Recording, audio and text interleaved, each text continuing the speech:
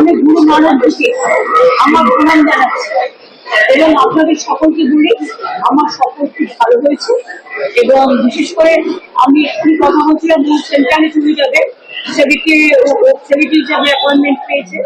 তো যাবার আগে আমি বলেছি 4টে স্টিল ট্রেনিং সেন্টার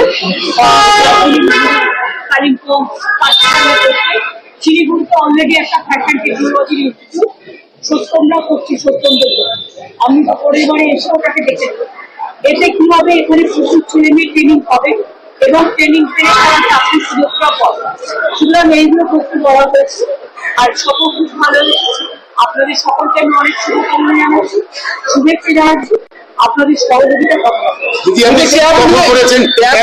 সিট গঠন করেছে, এটা অ্যাডমিনিস্ট্রেশনের কাজ, অ্যাডমিনিস্ট্রেশন করতেছে, এটা মিডিয়া ট্রায়ালের ব্যাপার নয়। এর মধ্যে মহারাষ্ট্রেও অনেক পূজা ওরা হাইজাক করেছে, অন্যান্য রাজস্থানেরও করেছে, সব স্টেটের থেকে হাইজাক করেছে। এই গ্রুপটাতে আমরাই ধরতে পেরেছি।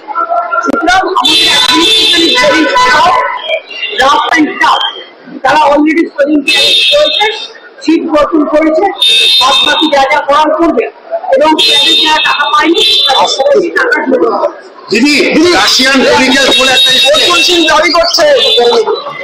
পাহাড় সফর শেষে রাজ্যে ফিরছেন, কলকাতায় ফিরছেন মুখ্যমন্ত্রী মমতা বন্দ্যোপাধ্যায়।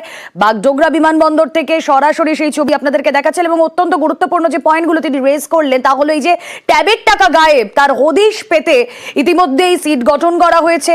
এছাড়া মমতা বন্দ্যোপাধ্যায় রাজ্যের মুখ্যমন্ত্রী তিনি আশ্বস্ত করছেন যাদের যাদের ট্যাবের টাকা গায়েব হয়েছে তাদের প্রত্যেককে তাদের প্রাপ্য টাকা ফিরিয়ে দেওয়া হবে।